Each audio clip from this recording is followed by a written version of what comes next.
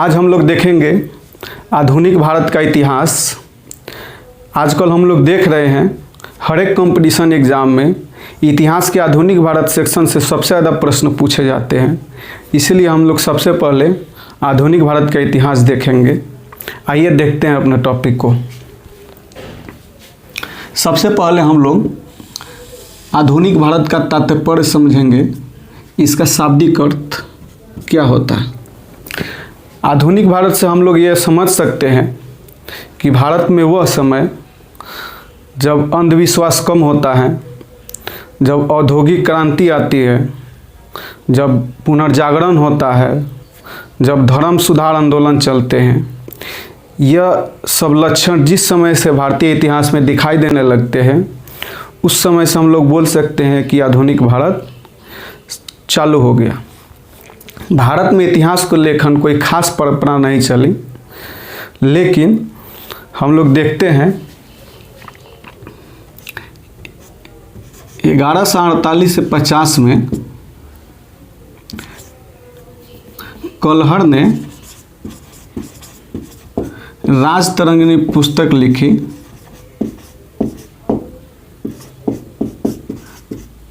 इसमें कश्मीर के राजाओं का इतिहास का वर्णन है। यह प्रथम बुक है जिसमें क्रमबद्ध तरीके से कश्मीर के राजाओं का अध्यायवार इतिहास लेखन है। इससे पहले हम लोग देखते हैं कि भारत में इतिहास लेखन का कोई खास प्रचलन नहीं था। भारत में इतिहास लेखन की खास प्रचलन मुगलों के आने के बाद हुआ तथा भारत का इतिहास लेखन सबसे पहले एक स्कॉटिश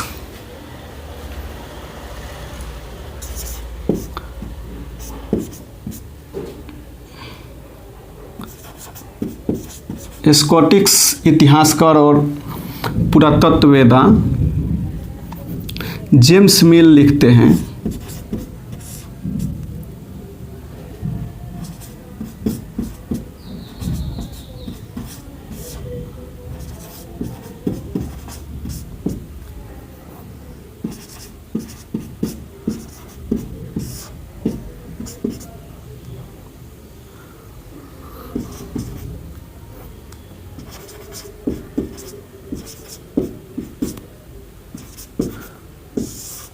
जेम्स मिल चूँकि ये स्कॉटिश थे, तो हम लोग ये समझ सकते हैं कोई अंग्रेज अगर हमारी संस्कृति के बारे में इतिहास लिखता है तो क्या वह अपनी संस्कृति से सर्वश्रेष्ठ हम लोग की संस्कृति को दिखा सकता है। तो ये जेम्स मिल के जो बंटवारा है इतिहास को लेकर और जिस तरीके से इतिहास उसने लिखा, उसके बंटवारा को हम लोग देख के समझ सकते हैं जो वो कितना हम लोग को हमारे संस्कृति को नीचे तथा अपना संस्कृति को ऊपर दिखाने की कोशिश करता है। जेम्स मिल ने हमारे भारत के इतिहास को 3 भागों में विभाजित किया। पहला को हिंदू धर्म का इतिहास,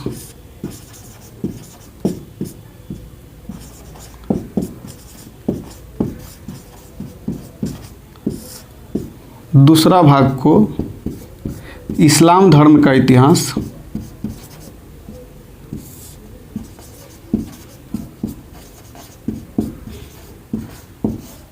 और तीसरा भाग को ईसाई धर्म का इतिहास।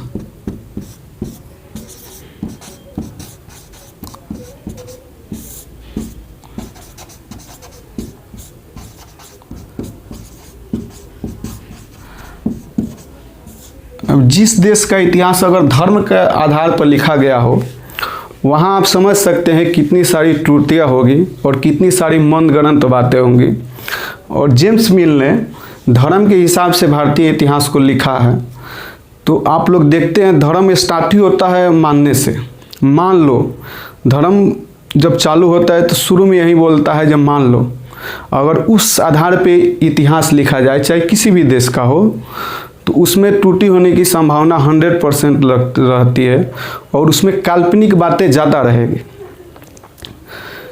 तो जेम्स मिल ने धर्म के इतिहास पे धर्म के आधार पर हम लोग का इतिहास लिखा, लेकिन समय के अनुसार भारतीय इतिहास इसको सिरे से खारिज कर देते हैं, जो नहीं नहीं ऐसा नहीं हो सकता, ये तो केवल एक चश्मा है।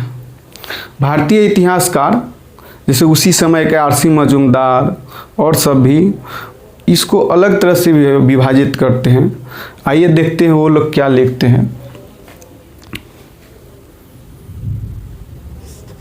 भारतीय इतिहासकार हिंदू धर्म के इतिहास को golden era of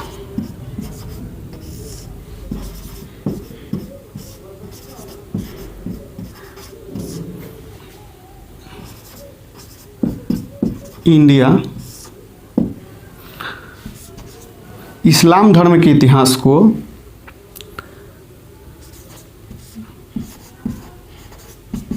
the struggle India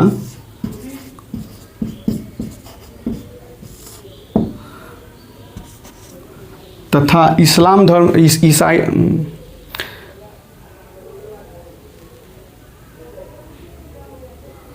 ओह यहाँ पे गलती हो गई।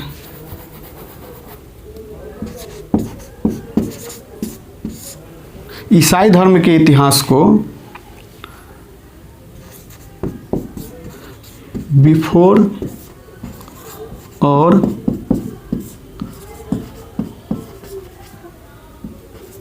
आफ्टर गांधी। यहाँ पे गांधी जी का भारत में जब आगमन हुआ 9 जनवरी 1915,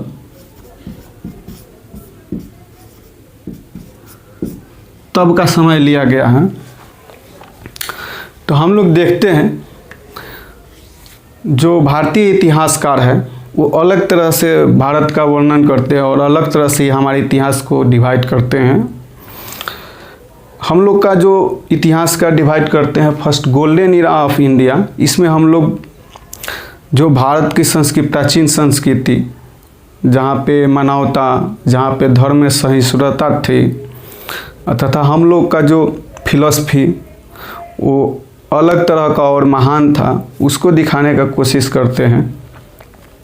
दी स्ट्रगल इंडिया, हम लोग मध्यकाल जब देखते हैं, भारत का मध्यकाल, तो वो युद्धों से भरा पड़ा है। ऐसे तो देखेंगे तो दुनिया का कोई भी देश का अगर इतिहास मध्यकाल में लिखाता है तो यो युद्धों से भरा पड़ा है, उलटफेर से भरा पड़ा है, और उसमें धर्म का ज़्यादा प्रभाव है, धर्म का बोलबाला है, लड़ाई भी उसमें धर्म के लिए हो रहा है। हम लोग जब इतिहास पढ़ेंगे, तीनों प्राचीन, भारत, मध्यकालीन और आधुनिक, तो हम लोग देखेंगे दुनिया में सबसे ज़्यादा मौतें धर्म के कारण हुई है, और वो भी मध्यकाल में। अगला जो हम लोग का भारतीय इतिहासकार डिवाइड करते हैं वो before Gandhi and after Gandhi. Gandhi ji जब दक्षिण अफ्रीका से भारत आए, तब से ये समय लिया गया है, और ये 1947 तक है।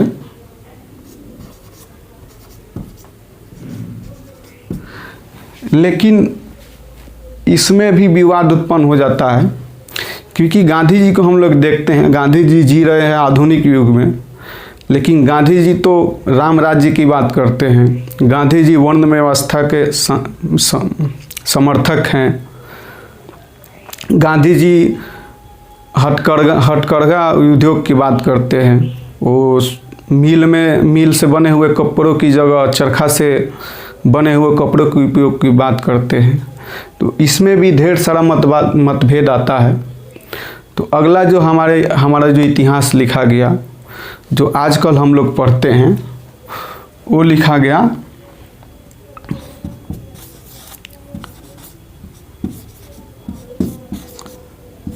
प्राचीन भारत का इतिहास,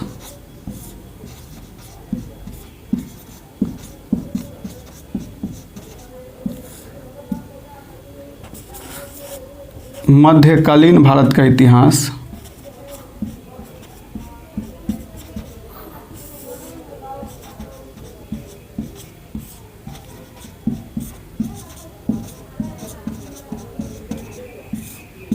तथा आधुनिक भारत का इतिहास।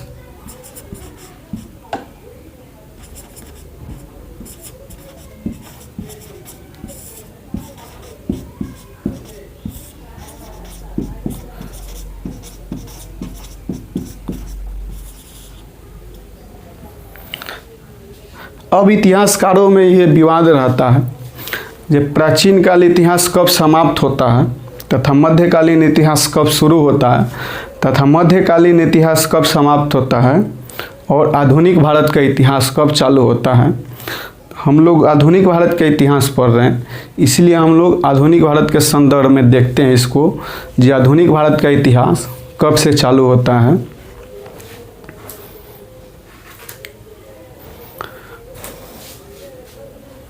आधुनिक भारत के इतिहास के चालू होने के लेकर इतिहासकारों में मतभेद है और अपने अपने विचार हैं। इसमें दो विचार सबसे ज़्यादा प्रमुख है। आइए उन दो विचारों को देखते हैं।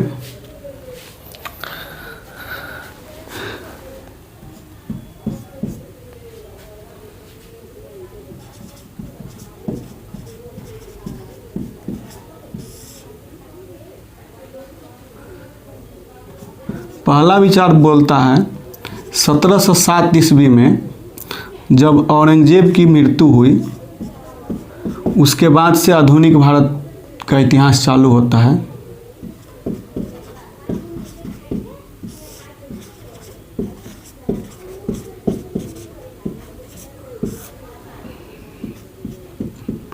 तथा दूसरे विचार को लोग बोलते हैं 1757 ईस्वी में जब प्लासी की लड़ाई हुई और उसमें अंग्रेज़ों की जीत हुई तथा भारत पर राजनीतिक प्रभुत्व स्थापित हुआ, तब से आधुनिक भारत का इतिहास चालू होता है। इसमें दो विचार आते हैं। हम लोग देखेंगे इतिहासकार चाहे 1707 ईस्वी में या 1757 ईस्वी में आधुनिक भारत के इतिहास को लेकर अपना मत प्रकट करते हैं, लेकिन इसका आधार वास्को डी गामा के भारत आगमन से ही चालू होता है, चाहे वो इतिहासकार 1707 माने या फिर 1757 माने। तो हम लोग इसके बाद पढ़ेंगे भौगोलिक खोज।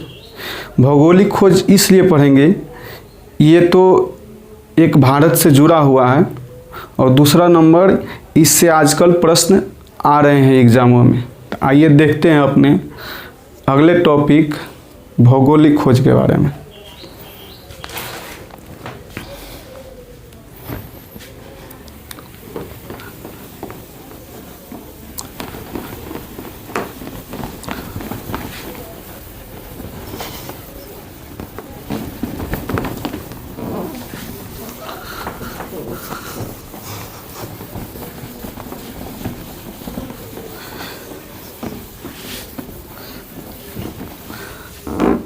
भौगोलिक खोजों के बारे में हम लोग सुनते हैं, बचपन से भी सुनते आए हैं। भारत की खोज वास्को डी गामा ने की थी।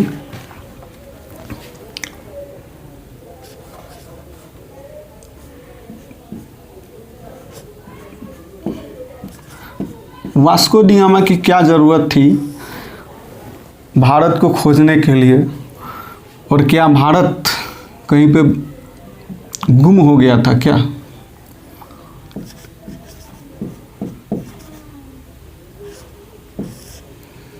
इन सब चीज़ों को हम लोग देखेंगे।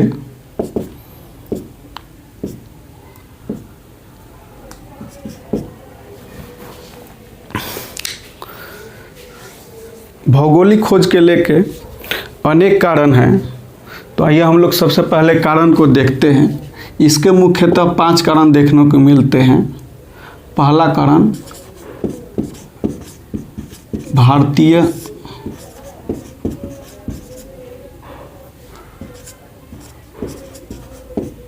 वस्तुओं की मांग।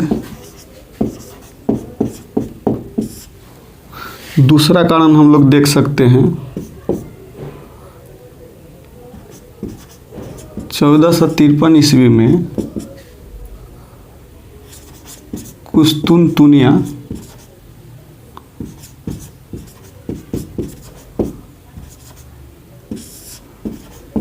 पर अरबों का अधिकार।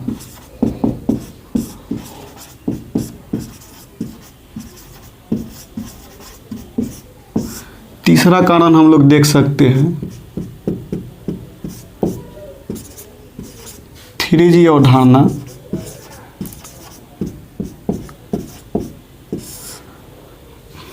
चौथा कारण हम लोग देखेंगे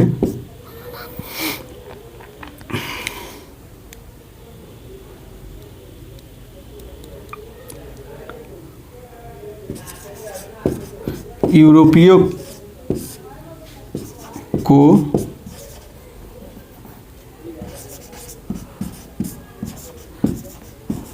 नए बाजार की ज़रूरत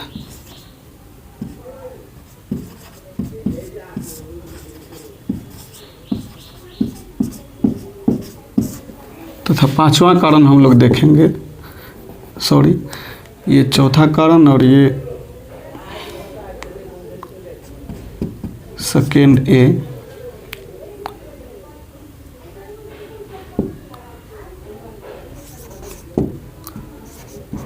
कंपास, गोला बारूद,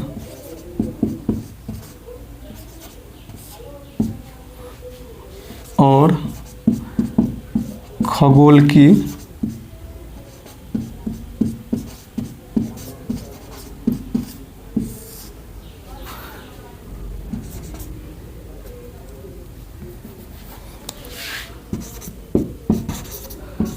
प्रयोगशालाओं का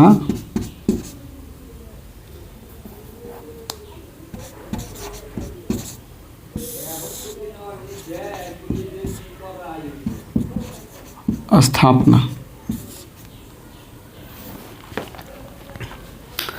हम लोग सेकेंड डे को, जो यूरोपीय को नए बाजार की ज़रूरत, ये मुख्यतः इसी टॉपिक में आता है, लेकिन हम अलग से लिखे हैं ताकि हम लोग और गहराई से समझ सके और जीरो से शुरू करें।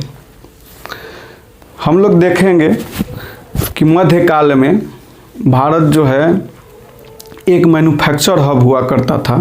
जैसे आज हम लोग चाइना का सामान खरीदते हैं और चाइना मैन्युफैक्चर हब बना हुआ है एशिया के लिए, उसी तरह मध्यकाल में जब सल्तनत काल था, जब मुग़ल काल था, तो भारत भी मैन्युफैक्चर हब हुआ करता था और भारत के सामान का यूरोप में बहुत अधिक डिमांड था। यहाँ के सामान वहाँ पे उच्च दामों में भी बिकते थे और भारतीय लोगों को बहुत मुनाफा मिलता था।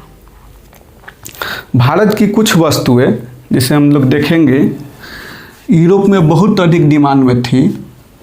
उनमें मसाला उसमें प्रथम आता है।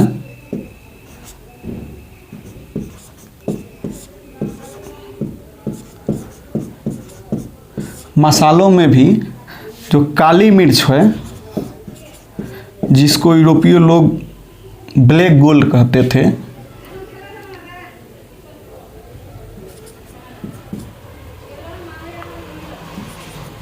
गोल मिर्च, काली मिर्च बोला जाता है, इसकी बहुत अधिक डिमांड थी। ये वहाँ पे सोने के भाव में बिकते थे। कुछ और वस्तुएं हैं, जैसे भारतीय सूती वस्त्र, भारतीय रेशमी वस्त्र,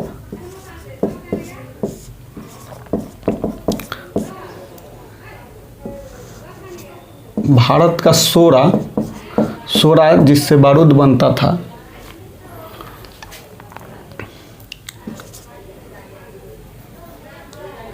भारत से ही प्राप्त होता था हीरा,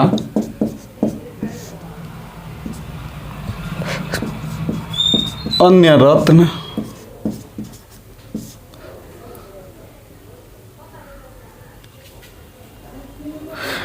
इसी तरह यूरोप का भी कुछ सामान भारत में बिकता था, लेकिन भारत में उतनी डिमांड नहीं थी जितनी भारतीय सामान की डिमांड थी। लेकिन फिर भी यूरोप से भी कुछ सामान आता था, उसको भी हम लोग देख लेते हैं। यूरोपीय शराब बहुत अच्छे होते थे। उस समय हमारे यहाँ जो राजा महाराजा होते थे वो इसका बहुत उपयोग करते थे। यूरोप से घोड़े आते थे युद्ध के लिए, यूरोप से हथियार आते थे। यूरोपीय हथियार जो थे वो भारत से आधुनिक थे। यूरोप से लाल मूंगा आता था। लाल मूंगा एक रत्न है जो भूमध्य सागर में पाया जाता था, और ये भारत में जो ज्योतिष लोग हैं तो ज्योतिष लोग इसका बहुत उपयोग करते थे।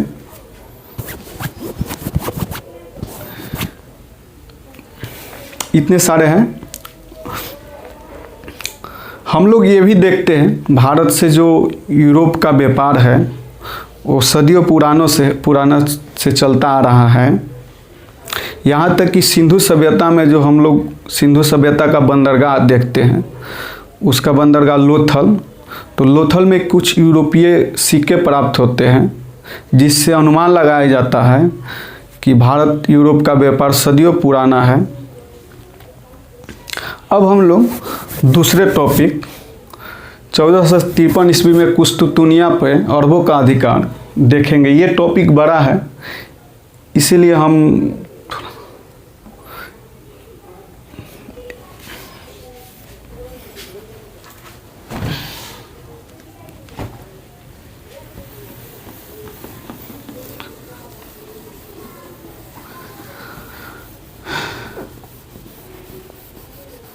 जब दुनिया का इतिहास लिखा जाएगा एक साथ और उसमें 10 बड़े घटनाओं का अगर जिक्र हो तो उसमें ये घटना अपना प्रमुख स्थान रखता है।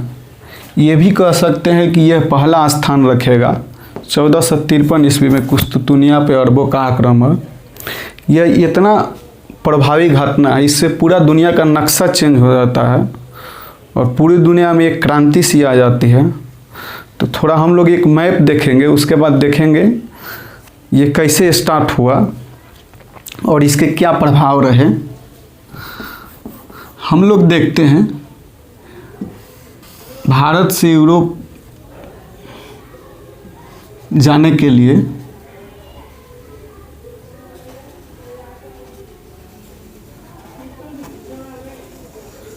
मुख्यतः 3 रास्ते हैं।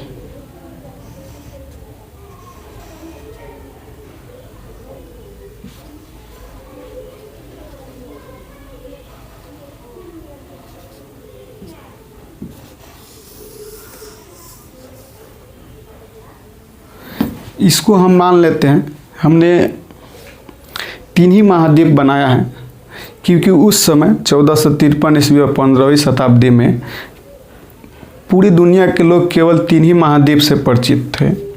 एक दक्षिण अफ्रीका महादेश, एक एशिया महादेश और एक यूरोप महादेश।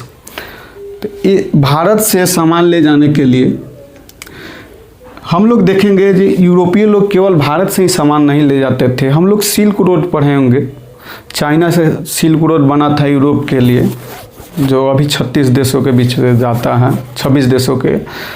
तो चीन से भी व्यापारी पूर्व यूरोप का होता था।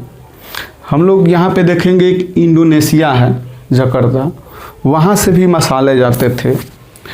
अरब से भी कुछ जाता था, सीरिया से कालीन जाता था, कालीन।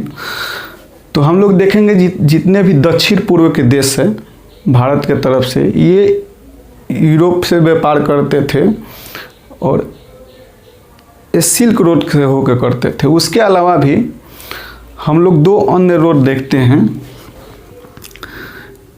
एक रोड सीधे ज़मीनी स्तर से जुड़ा रहता है, जो भारत से पाकिस्तान, पाकिस्तान से अफ़गानिस्तान, अफ़गानिस्तान से ईरान और ईरान से तुर्की। हम इसको लिख देते हैं, पाकिस्तान,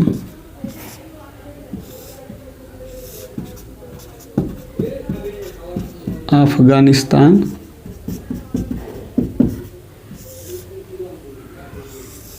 ईरान,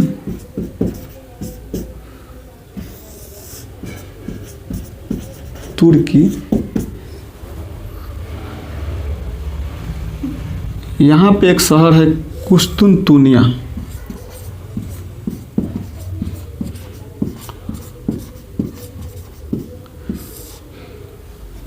तो अगर थल मार्ग से सामान ले जाना होता भारत से, तो भारत से पाकिस्तान, पाकिस्तान से अफ़गानिस्तान, अफ़गानिस्तान से ईरान, ईरान से तुर्की और तुर्की से सीधे हम लोग कुस्तुतुनिया में प्रवेश कर जाते थे। और कुस्तुतुनिया जो है ये यूरोप में पड़ता है। इसको हम लोग थोड़ा सा बड़ा करके देखेंगे तो हम लोग समझ सकते हैं ये यूरोप है।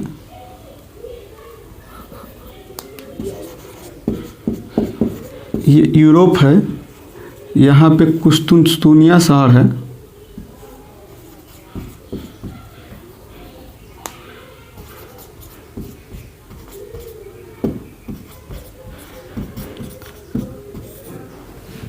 यहाँ पे ये जो क्षेत्र है वो तुर्की है।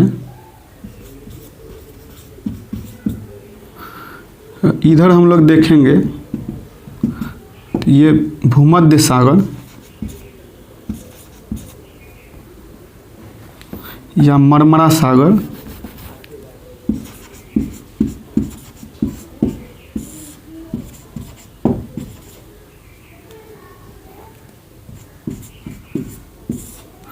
ये जो संधि है ये पूरा पानी है, इसको बास्पोरस की संधि।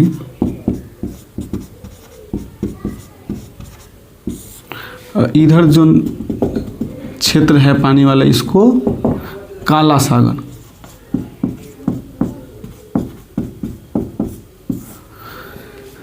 तो भारत से होते हुए सामान तुर्की जाता था। तुर्की में यहाँ पे ज़मीन पे नीचे रख के फिर कुछ जो ये बास्पोरस की संधि है पानी वाला, यहाँ से फिर नाव से जहाज से तुर्की कुस्तुतुनिया जाता, कुस्तुतुनिया जाके फिर पूरे यूरोप में चला जाता था। तो ये कुस्तुतुनिया जो है एक क्रिटिकल पोजीशन पे था और सारा व्यापार इसी के माध्यम से हुआ करता था। अब हम लोग देखेंगे दो और मार्ग है यूरोप, भारत से यूरोप जाने के लिए उस समय। एक यहाँ पे फारस की खाड़ी है जिसे हरमुज हम लोग सुनते हैं। तो भारत से एक हरमुज और हरमुज से फिर सामान उतार के फिर हम लोग यहाँ भूमध्य सागर, तो भूमध्य सागर में जहाज के रास्ते फिर यूरोप में वेनिस शहर के पास। एक और रास्ता है,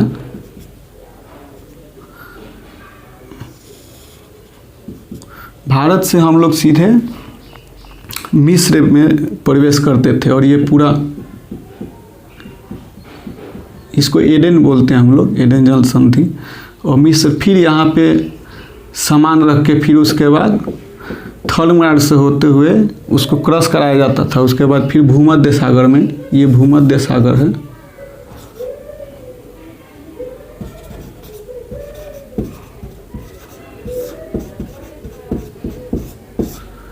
भूमध्य सागर से फिर यहाँ पे है वेनिस शहर। वेनिस शहर में ले जाया करते थे। होता था क्या, जब भारत से अगर 5 रुपया का सामान है, 5 रुपया का सामान है तो यूरोप ले जाते उसका दाम 80 रुपया हो जाता था। 16 गुना महंगा। आप समझ सकते हैं कितना वो महंगा हो जाता था और उसका डिमांड घटने का डर रहता था।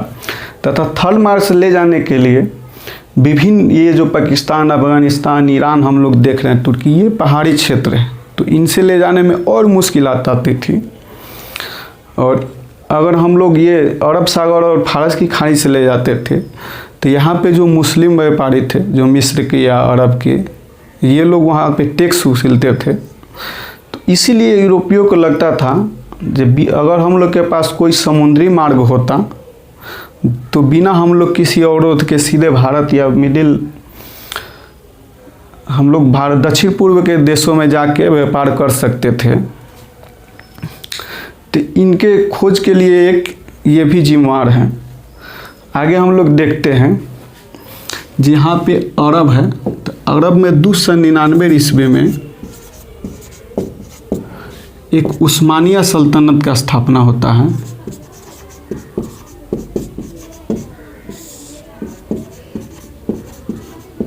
इसको इंग्लिश में ऑटोमन साम्राज्य बोलते हैं। इसका संस्थापक रहते हैं उस्मान प्रथम, उस्मान फर्स्ट। तो ये स्थापना करते हैं और ये जो सल्तनत है ये मुख्य रूप से शरिया कानून पे चलता है।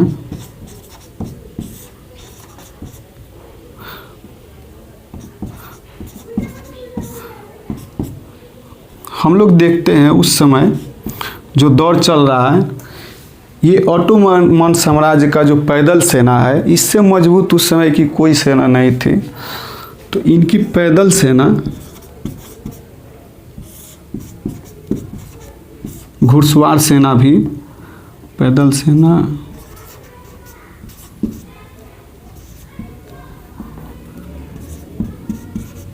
घुड़सवार सेना मजबूत थी। उसी के दम पे ये लोग कुस्तुतुनिया को अधिकार कर लेते हैं। अब कुस्तुतुनिया ऐसा स्थान पे है जिससे पूरा भारत का बिजनेस उसी मार्ग से होकर हुआ करता था। तो ये हम लोग देखेंगे कुस्तुतुनिया फिर किसके अंदर था, किस सल्तनत के अंदर था।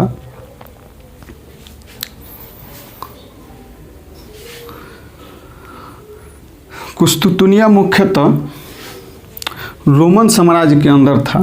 तो हम लोग थोड़ा रोमन साम्राज्य के बारे में देखेंगे। रोमन साम्राज्य का हम लोगों ने नाम सुना होगा। लगभग 1000 ईस्वी से ज़्यादा तक उसका शासन चला।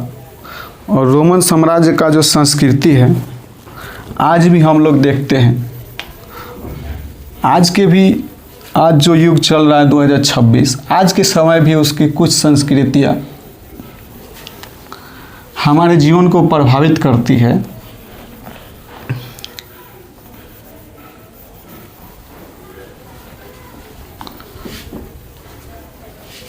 हम लोग एक नज़र देखते हैं रोमन साम्राज्य पे।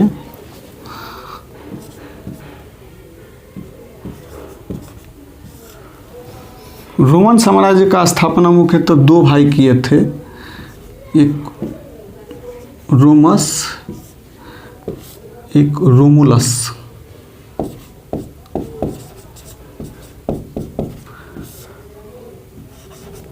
रोमस और रोमुलस के बारे में ये कहानी है। जो इन लोगों को श्राप था तो उनकी माता ने नदी में दहवा दिया। फिर ये इनका पालन पोषण एक भेड़िए ने किया। तो ये किदवंतिया है, मनगढ़ंत बातें हैं, लेकिन ये इतनी पुरानी घटना है कि इसका कोई साक्ष्य नहीं मिलता है। तो ऐसे ही बात यूरोप में चलते रहता है, आज भी ये प्रचलित है। तो ये रोमुलस और रोमस जो है 2 भाई मिलके एक रोम शहर का स्थापना करते हैं। तो ये रोम शहर शुरू में केवल व्यापार के लिए था, कोई साम्राज्य के लिए नहीं स्थापना हुआ था। बाद में रोमुलस के मन में ये बहुत ज़्यादा ईर्ष्या आती है और अपने छोटे भाई रोमस का हत्या कर देता है तथा वहाँ पे रोमन साम्राज्य की स्थापना करता है। रोमन साम्राज्य जब 509 ईस्वी में आता है, ये लगभग 700 ईस्वी के आसपास,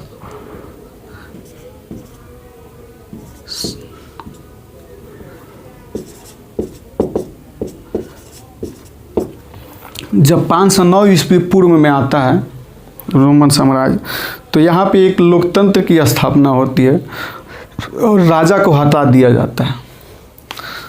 ये वही लोकतंत्र है जो आज हम लोग जिस व्यवस्था में जी रहे हैं। इसकी आप सोच सकते हैं ये यूरोप में बहुत पहले वहाँ के लोग इस व्यवस्था में जी चुके हैं।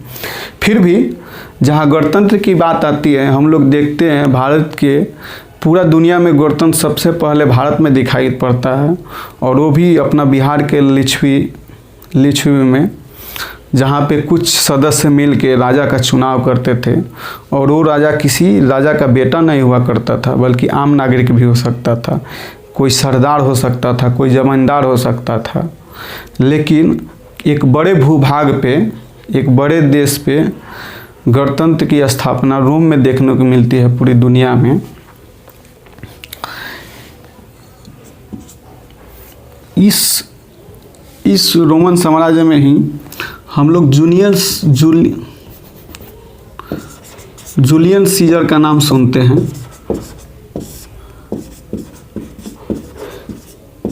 ये वहाँ का बहुत प्रतापी राजा हुआ करता था।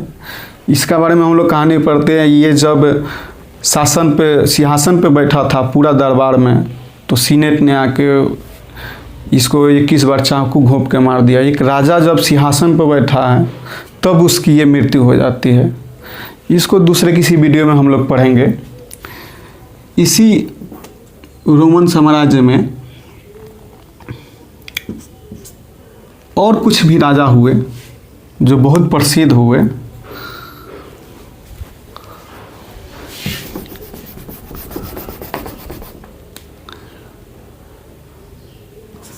जूलियन सीजर के बाद, इसकी मृत्यु के बाद पूरे यूरोप में गृहयुद्ध छूट जाता है। फिर उसके बाद राजा आता है अगस्तस गृहयुद्ध को शांत करता है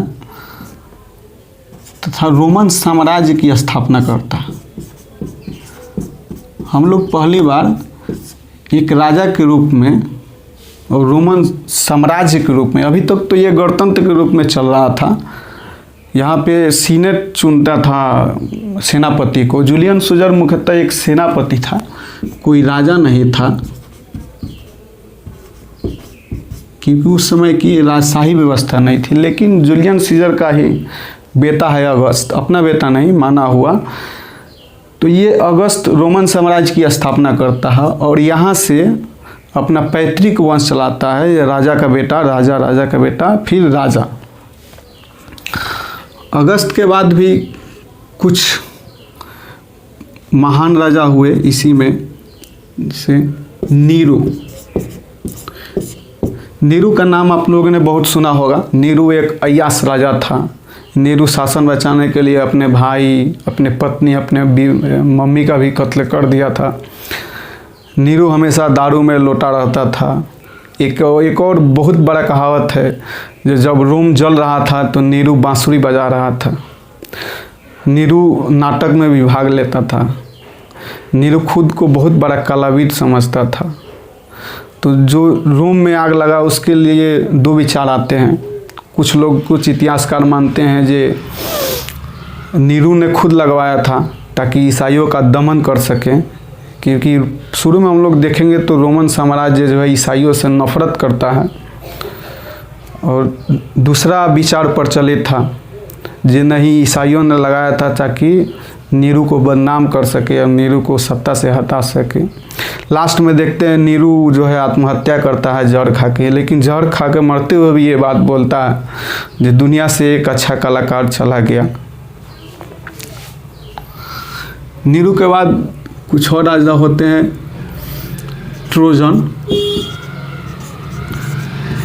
ट्रोजन का बारे में हम लोग सुने होंगे। ट्रोजन की तुलना अशोक से की जाती है। ट्रोजन बहुत ज़्यादा सहायता देने वाला और न्यायपूर्ण राजा था। ट्रोजन के ही राज्य में बोला जाता है जो मॉल की शुरुआत, जो हम लोग बहुत बड़ा बड़ा मॉल देखते हैं, उसकी शुरुआत बोला जाता है ट्रोजन ने ही किया था। एक आज भी उसका अवशेष मौजूद है ट्रोजन का, जिसमें उसको बोला जाता है ट्रोजन मॉल। और उसमें 150 से ज़्यादा दुकानें थी उस समय। ऐसा ही सब इसमें बोला जाता है। ट्रोजन के बाद एक और राजा आता है कॉन्स्टेंटाइन।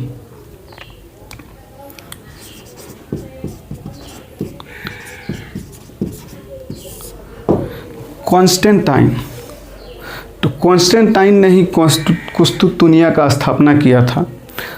जैसे ही कॉन्स्टेंटाइन आता है, रोमन साम्राज्य इतना बड़ा रहता है कि उसको दो टुकड़ों में बांटने की ज़रूरत पड़ती है। तो रोमन साम्राज्य दो टुकड़ों में बंट जाता है।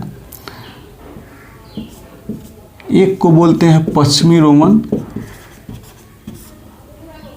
और दूसरा को बोलते हैं पूर्वी रोमन। पश्चिमी रोमन साम्राज्य की राजधानी तो रोम ही रहती है, लेकिन पूर्वी रोमन साम्राज्य की राजधानी कुस्तुनतुनिया बनती है।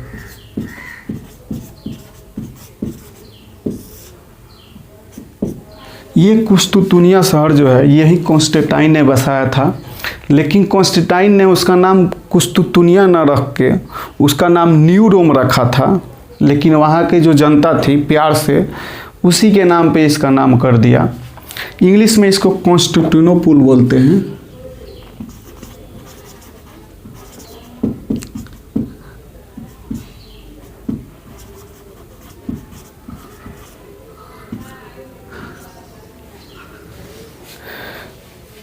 जो पश्चिमी रोमन साम्राज्य थी, ये लगभग 476 ईस्वी के आसपास ये पूरी तरह से अनेक राज्यों में टूट जाती है। लेकिन जो पूर्वी रोमन साम्राज्य थी, इसका विघटन होता है 1453 ईस्वी में।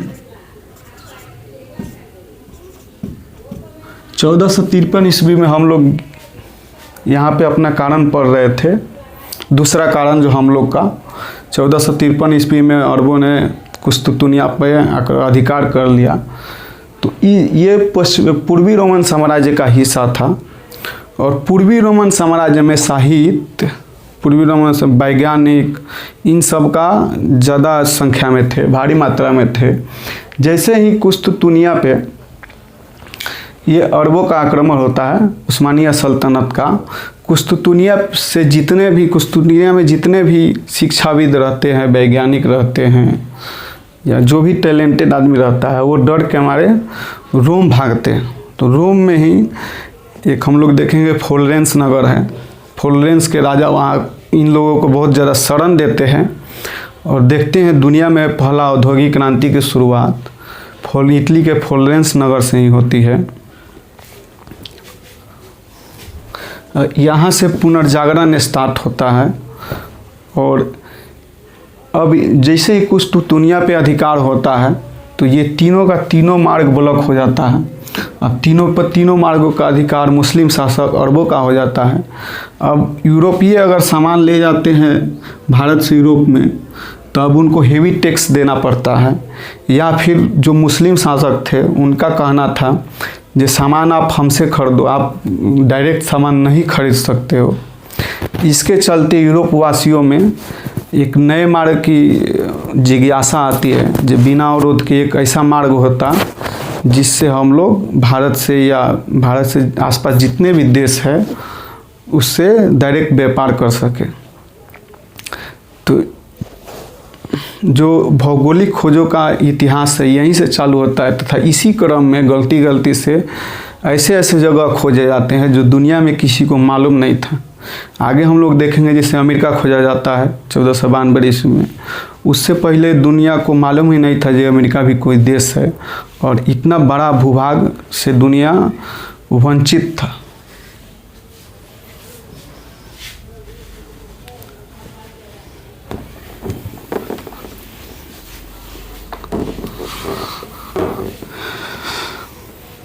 ये थोड़ा सा छूट गया, इसको हम लोग देख लेते हैं।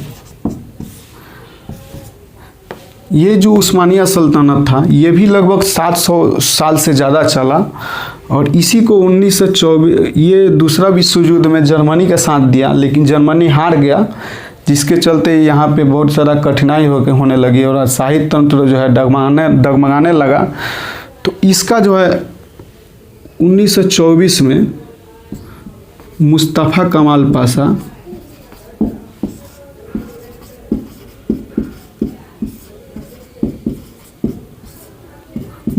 कमाल पाशा ने अंत कर दिया ऑटोमन साम्राज्य को, तथा वहाँ पे गणतंत्र की स्थापना की।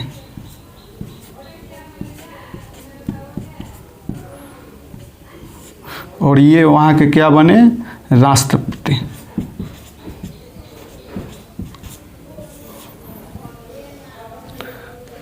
आगे हम लोग तीसरा कारण देखेंगे अपना।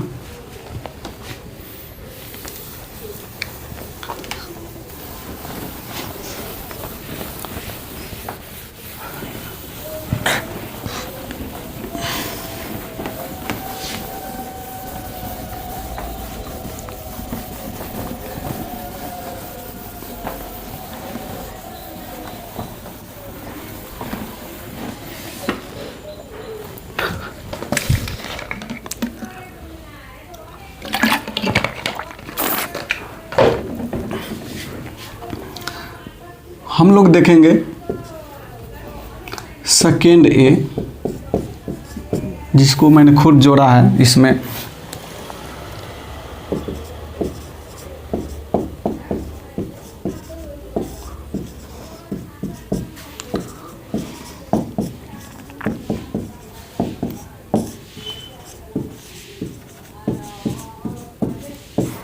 यूरोपियों को नए बाजार की ज़रूरत, जैसे ही कॉन्स्टेंटाइन शहर पे अरबों का अधिकार होता है, सारे शिक्षाविद, वैज्ञानिक, शिल्पकार सब भाग के चले जाते हैं इटली शहर में, एथेंस शहर में। तो वहाँ पे जब इतने सारे टैलेंटेड लोग एक इकट्ठा होते हैं, तो फिर यहाँ पे एक इनलाइटमेंट होता है और यहाँ पे अनेक उद्योग धंधे, जैसे नए कल कारखाने, नए फैक्ट्री, इन सब का स्थापना होता है, नए नए आविष्कार होते हैं, जिसके चलते यूरोप में सामान का जो उत्पादन होता है बड़े स्तर पर होने लगता है और इनको बेचने के लिए एक नए स्थान की ज़रूरत पड़ती है।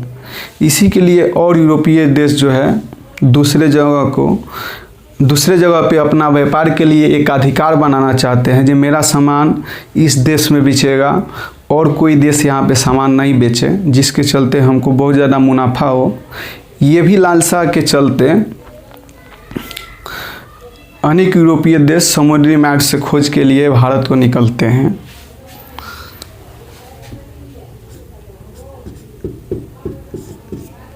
हम लोगों ने तीसरा कारण देखा था 3G अवधारणा।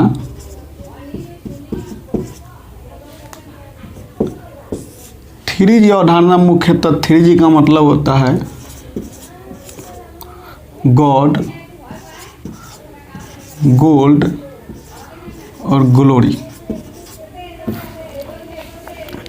जैसे ही यूरोप में औद्योगिक क्रांति होती है, पुनर्जागरण आता है, तो यहाँ पे जो ईसाई धर्म के प्रचारक है और ईसाई धर्म का बोलबाला हो जाता है। जब रोमन साम्राज्य में पहला रोम का राजा कॉन्स्टेंटाइन ही ईसाई धर्म अपनाता है।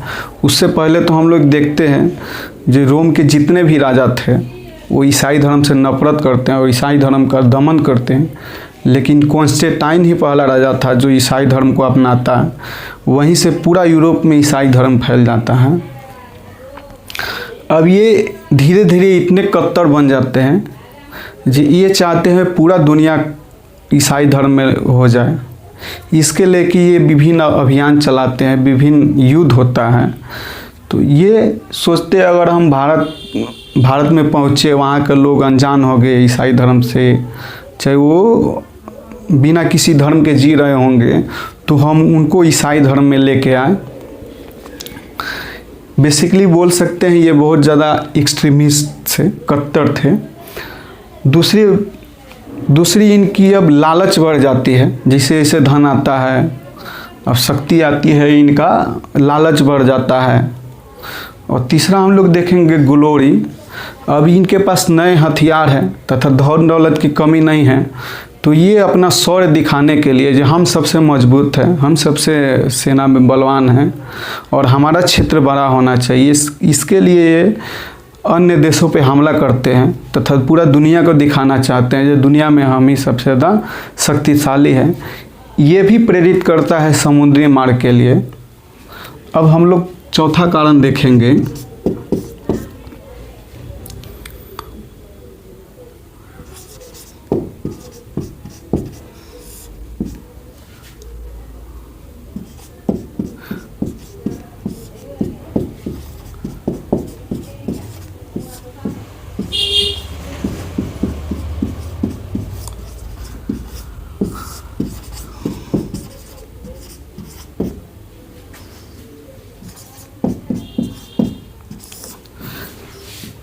यूरोप में कंपास का आविष्कार हो चुका है। कंपास का आविष्कार हो जाने पे यहाँ पे नेविगेशन बहुत आसानी से हो जाता है और जो समुद्र में भूलने का, जो रास्ता गुम होने का जो संभावना थी वो बहुत कम हो जाती हैं, क्योंकि कंपास में हमेशा उत्तर दिशा दिखाता है और दुनिया के वो किसी भी समुद्र में किसी भी स्थान पे जाए तो कम से कम उनको उत्तर दिशा का ज्ञान हो जाता था, जिससे उनको घर वापसी में आसानी होती थी और समुद्र में गुम होने का खतरा बहुत कम होने लगता है। इससे जो है भौगोलिक खोज के लिए और ज़्यादा योगदान मिलता है और बल मिलता है। दूसरा हम लोग देखेंगे गोला बारूद। जैसे उस समय जितने भी नेविगेटर थे, नाविक थे, वो ज़मीन के किनारे किनारे से ही तट से होके गुजरते थे। उनको डर रहता था कि कहीं समुद्र में जाएं और खो जाएं। तो जैसे ही वो तट के किनारे जाते थे तो वहाँ पे जो स्थानीय निवासी थे वो हमला कर देते थे, कभी तीर धनुष से, कभी गोला बारूद से। तो जब ये इनके पास गोला बारूद आ गया तो इनमें ये लड़ने की क्षमता हो गई और ये तट से होते हुए भी जाते थे। हम लोग आगे भी देखेंगे जब राजकुमार हेनरी या बार्थोलोमेव डियाज, तो ये पूरा तट को पकड़ के ही दक्षिण अफ्रीका के निचला सिरा तक, केप ऑफ गुड होप तक आए थे। लेकिन जब हम वास्को डी गामा को पढ़ेंगे तो उनके पास अब नेविगेशन क्षमता भी थी, गोला बारूद थी, तो वो दक्षिण अफ्रीका के तट से न होकर एक बड़ा सा मुड़ाव लेता है अटलांटिक महासागर में और एकाएक पहुंचता है केप ऑफ गुड होप के पास। आगे देखेंगे हम प्रयोगशाला। तो यूरोप में अब नए नए प्रयोगशाला, खगोल की प्रयोगशाला की स्थापना हो चुकी है। वहाँ पे अब तारों से रास्ता किस तरह देखा जाए, समुद्र में रास्ता किस तरह नहीं भटका जाए, पृथ्वी का ज्ञान, सूर्य का ज्ञान, तारों का ज्ञान, मौसम का ज्ञान, इन सब के लिए अब खगोल की प्रयोगशाला वहाँ पे स्थापना हो चुका है। जब यूरोपीय नाविक जाते हैं लोग समुद्र में तो वहाँ पे भी ठंडा में कैसे सरवाइव किया जाए, समुद्र में कैसे खाना का व्यवस्था किया जाए, ये सब के लिए वहाँ पे स्कूल एक बोलते हैं, ये स्कूल का स्थापना हो चुका है, जिससे उनको और बल मिलता है कि नए नए जगहों की खोज किया जाए या भारत की समुद्री रास्ते से खोज किया जाए। तो आइए हम लोग अब देखेंगे जो ये समुद्री मार्ग का खोज चला तो किन किन देशों का खोज हुआ।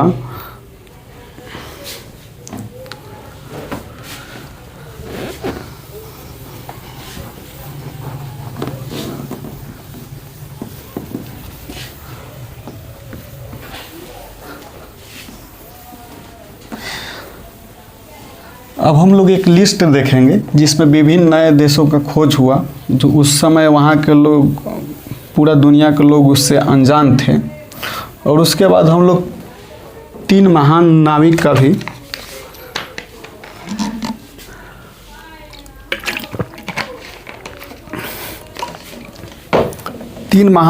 भी जीवनी का वर्णन करेंगे, क्रिस्टोफर कोलंबस, मैगलन और वास्को डी गामा का। शुरू में हम लोग अभी देखते हैं, एक चार्ट बनाते हैं, उसमें देखेंगे किन किन देशों का खोज हुआ। तो ये जो भौगोलिक खोज आरंभ हुआ, इसमें मुख्यतः दो देश थे, एक पुर्तगाल और एक स्पेन। यहाँ के राजाओं ने अपने नाविकों को बहुत ज़्यादा प्रोत्साहन दिया, धन दिया, जो जाओ नए जगहों की खोज करो या किसी तरह भारत के रास्ते की खोज करो। तो हम लोग जब देखेंगे एक चार्ट तो उसमें सबसे ज़्यादा हम लोग को दिखाई देगा जो पुर्तगाल, स्पेन के लोग ही हैं जो नए जगहों की खोज किए तथा नए नए व्यापार मार्ग स्थापित किए।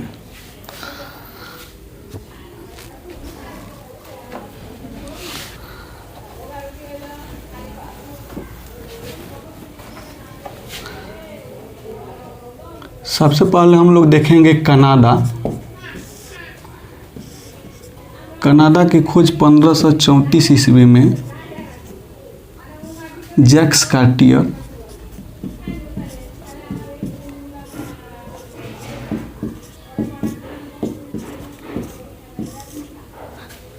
ने की थी। ये फ्रांस का था। थोड़ा सा हम लोग और नीचे आएंगे तो देखेंगे न्यू फाउंडलैंड।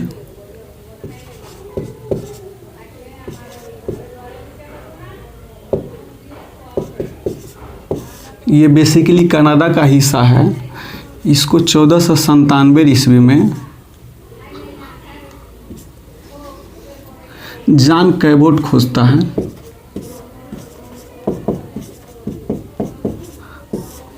जॉन कैबोट इंग्लैंड का था और थोड़ा सा हम लोग नीचे आएंगे न्यू फॉलैंड के, तो मैक्सिको मिलेगा। मैक्सिको और अमेरिका एक दूसरे से सटा हुआ है, इनकी सीमाएं लगती है। मैक्सिको की खोज 1519 ईस्वी में हर्नन कार्टेज ने किया था।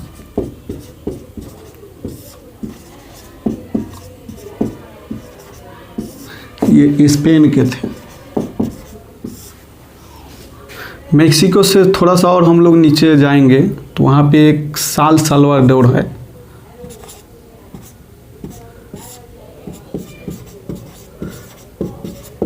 ये बेसिकली एक द्वीप है जो कोलंबस जो चला था और बोला जाता है भूल के अमेरिका चला गया, वो इस साल साल्वाडोर द्वीप पे ही पहुंचा था। ये बहामास, आज जो बहामास देश है उसी का ये अंदर है। 1492 ईस्वी में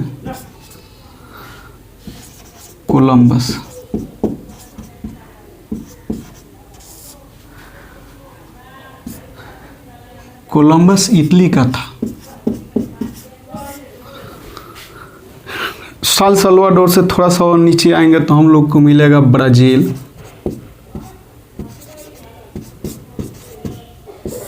ये दक्षिण अमेरिका में है।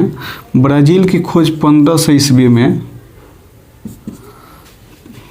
पेड्रो अल्वारेज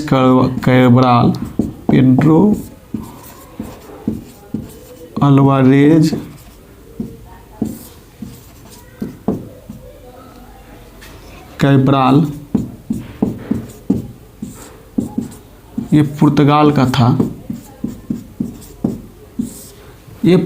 ये जिसको हम लोग पढ़ रहे हैं पेड्रो अल्वारेज कैब्राल, ये वास्को डी गामा जब भारत आके चला जाता है, फिर उसके बाद ये कैब्राल आता है भारत में।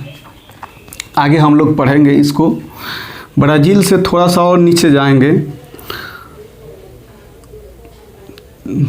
तो हम लोग को मिलेगा मैगलन स्ट्रेट।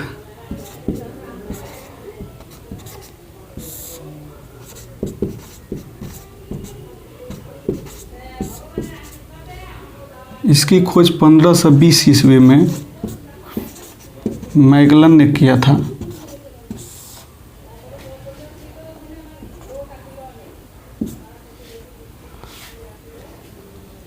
और ये भी पुर्तगाल का था। उसके बाद हम लोग देखेंगे उसी में पेरू तथा इंका सभ्यता है, दक्षिण अमेरिका में ही।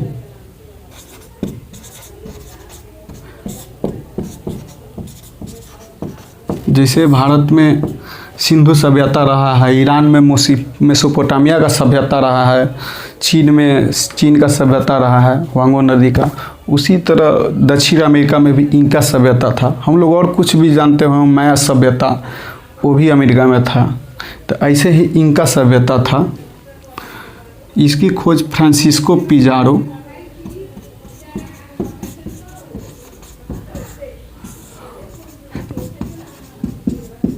करता है। और ये 1497 ईस्वी में खोज करता है। और फ्रांसिस्को पिजारो स्पेन का था। अब हम लोग एक वहीं पे महासागर है, दुनिया का सबसे बड़ा महासागर, प्रशांत महासागर।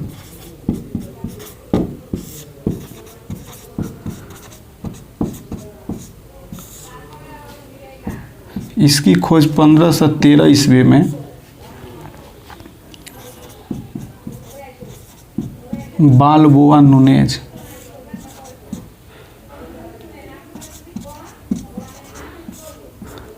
ये पुर्तगाल का था। हम इसका इन लोगों का देश इसलिए लिखवा रहे हैं क्योंकि आजकल एग्जाम में इन लोगों का देश ही ज़्यादातर पूछता है। अब हम लोग दक्षिण की ओर आते हैं तो एक मिलता है ऑस्ट्रेलिया।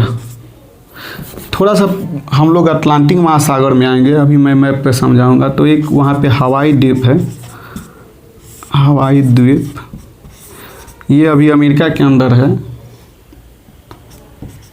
और ये बहुत क्रिटिकल पोजीशन पे है। इससे पूरा अटलांटिक महासागर कवरेज हो जाता है युद्ध के लिए या सैनिक शक्ति के लिए। हवाई दब की खोज जेम्स कुक ने किया था। ये इंग्लैंड के थे। हम लोग देखेंगे ऑस्ट्रेलिया।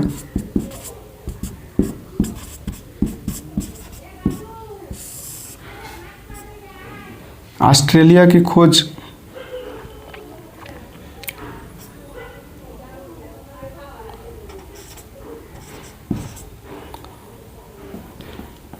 सोलह सौ 6 ईस्वी में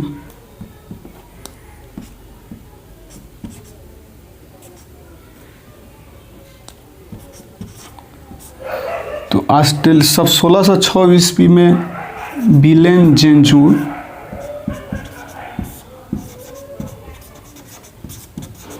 जून और 1770 ईस्वी में जेम्स कुक।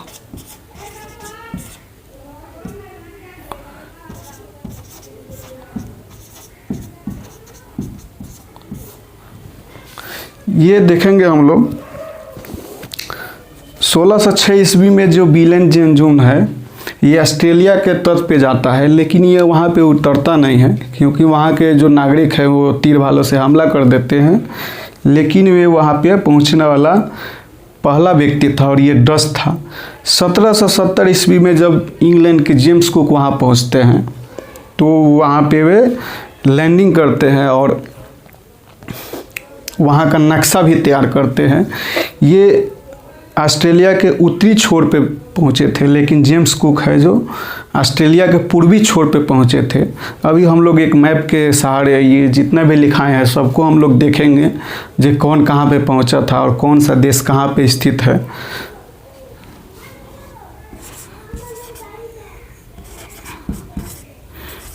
ऑस्ट्रेलिया के बगल में ही है न्यूजीलैंड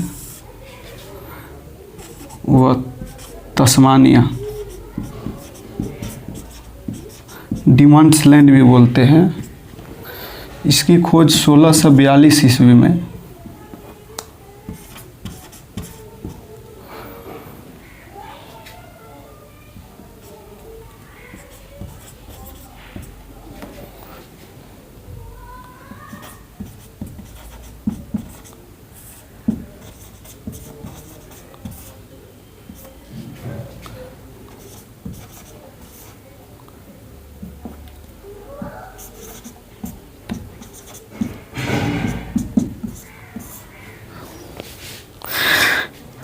न्यूजीलैंड की खोज तस्मान पहुंचता है और 1642 में पहुंचता है, लेकिन 100 साल के बाद, लगभग 100 साल से ज़्यादा के बाद जेम्स कुक है जो न्यूजीलैंड पहुंचते हैं। और न्यूजीलैंड में 2 द्वीप है, दोनों द्वीप पे वो जाते हैं और वहाँ का नक्शा तैयार करते हैं।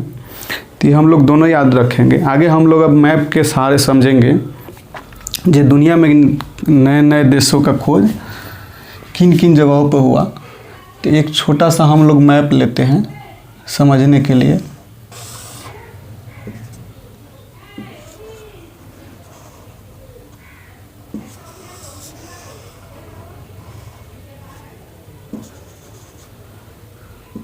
यहाँ पे छोटा सा देश है पुर्तगाल और पुर्तगाल से ही थोड़ा सा बड़ा देश है स्पेन और ये पुर्तगाल।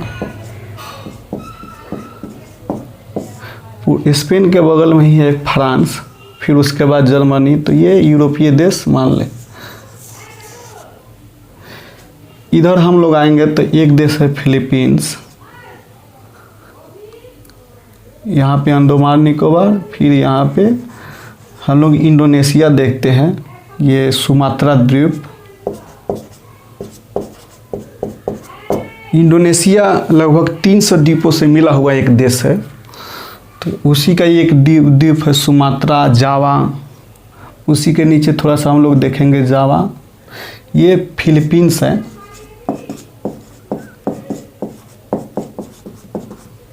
फिलीपींस की खोज यहीं पे लिख देते हैं।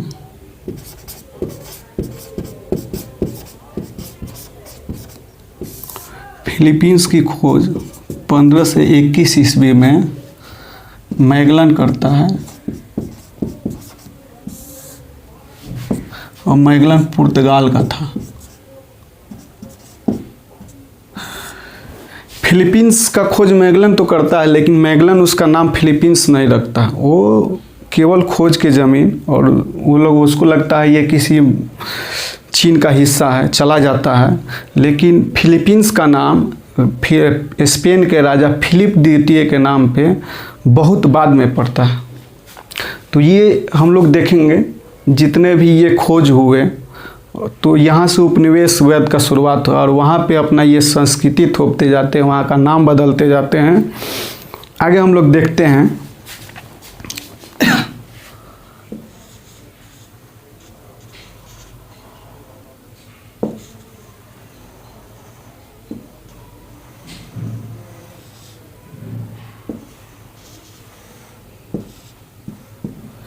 इसको हम लोग उत्तरी अमेरिका,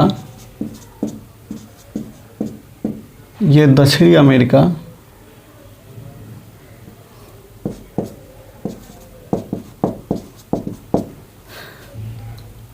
यहाँ पे ऑस्ट्रेलिया,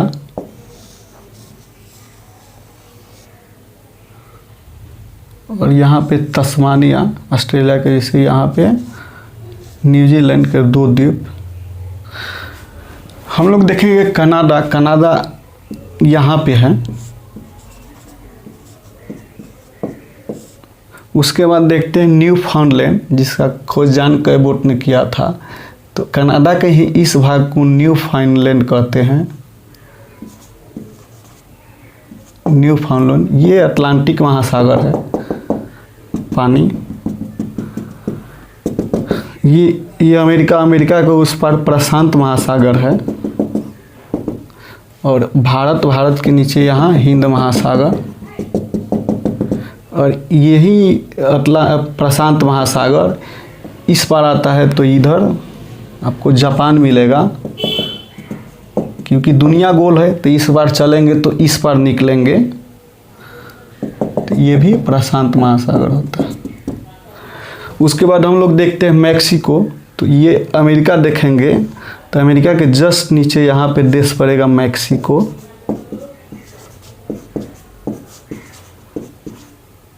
जिसकी खोज किया था हर्नन कार्टेज ने। मैक्सिको के जस्ट इधर थोड़ा सा हम लोग देखेंगे, जहाँ पे क्रिस्टोफर कोलंबस पहली बार पहुँचा था। यहाँ पे है साल सल्वाडोर। साल सल्वाडोर का नाम कोलंबस खुद ने रखा था। इसके बाद हम लोग थोड़ा सा और नीचे आएंगे। ये साल सल्वाडोर है, इसी के बीच में बड़ा एक बहामास द्वीप है, देश है। फिलीपींस को देखेंगे, फिलीपींस यहाँ पे, और ब्राज़ील दक्षिण अमेरिका के जस्ट यहाँ पे पड़ता है। सबसे बड़े देशों में से एक है ये उत्तर अमेरिका का। ब्राज़ील से ही हम लोग के पास आलू टमाटर ये सब आया है, नहीं तो भारत में आलू टमाटर ये नहीं पाए जाते थे। आगे हम लोग जब पढ़ेंगे पुर्तगालियों का भारत में साम्राज्य, तब इसके बारे में हम लोग देखेंगे। मैगलन स्ट्रीट, ये जैसे ही दक्षिण अमेरिका में आते हैं तो यहाँ पे एक स्ट्रीट पाया जाता है। ये बेसिकली ज़मीन का नीचे वाला ज़मीन और ऊपर वाला ज़मीन जुड़ा नहीं है, बीच में एक पानी का रास्ता है। इसी को बोलते हैं मैगलन स्ट्रीट।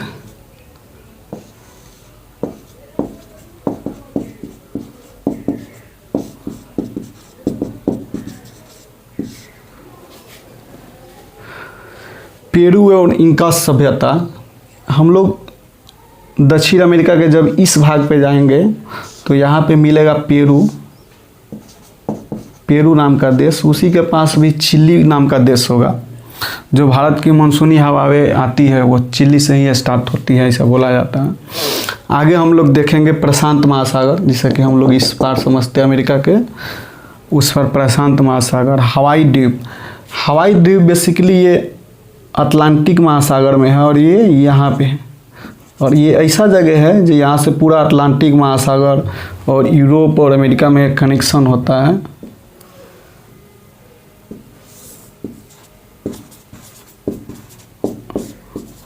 आज ये द्वीप अमेरिका के अंदर में है। ऑस्ट्रेलिया, जिसे कि हम लोग देखते हैं ऑस्ट्रेलिया, और ऑस्ट्रेलिया में हम लोग तो जानते हैं ऑस्ट्रेलिया का जो 80% जीव जंतु है वो दुनिया के और किसी देश में नहीं पाए जाते हैं। वहाँ का जलवायु अलग है। और ऑस्ट्रेलिया के जस्ट नीचे यहाँ पे तस्मानिया है। ये तस्मान के ही नाम पे रखा गया था। यहाँ पे हम लोग देखेंगे न्यूजीलैंड है, न्यूजीलैंड, और ये न्यूजीलैंड के 2 द्वीप हैं और दोनों द्वीप के जो बीच में है इसको कुक स्ट्रीट बोलते हैं। कुक स्ट्रीट, ये वहीं जेम्स कुक के नाम पे रखा गया था। थोड़ा सा इनके बारे में हम लोग जानते हैं। एक चीज़ छूट रहा है जो आजकल के एग्ज़ाम में पूछ रहा है और अभी यूपीएससी में पूछा है, तो हो सकता है आने वाले समय में छोटे छोटे एग्ज़ामों में, ग्रुप डी ग्रुप सी के एग्ज़ामों में भी पूछे। जो ये कोलंबस था, तो ये कोलंबस था इटली का, लेकिन इसको जो है स्पॉन्सर किया था, इसको जो खर्चा दिया था वो दिया था स्पेन ने। तो इस तरह से 2-4 जो फेमस है उसके बारे में हम लोग जानते हैं। तो कोलंबस को खर्चा स्पॉन्सर किया था स्पेन ने। मैगलन जो है पुर्तगाल का था, लेकिन इसको भी स्पॉन्सर किया था स्पेन ने। मैगलन जब निकला था अपने जहाज को लेकर स्पेन से, तो पुर्तगालवासी इसको देशद्रोही बोलते थे।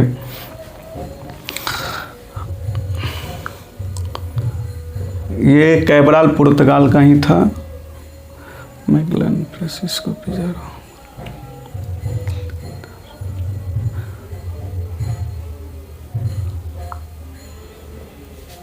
ठीक है, अब हम लोग अगला क्लास में पढ़ेंगे 3 महान नाविक।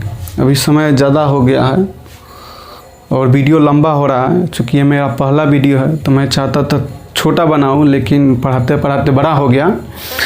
अगला वीडियो में हम लोग 3 महान नाविक फर्डिनेंड मैगलन, क्रिस्टोफर कोलंबस और वास्को डी गामा के बारे में और उनकी समुद्री यात्रा के बारे में पढ़ेंगे। जो वे कैसे समुद्र से होते हुए भारत आए और बीच बीच में किन कठिनाइयों का सामना करना पड़ा, तथा जब उनका अभियान ख़त्म हो गया तो फिर उनको कौन कौन सा पुरस्कार मिला और आज उनकी क्या महत्व है उनकी खोज का। तो ये हम लोग अगला वीडियो में देखेंगे। आज के लिए ही इतना है।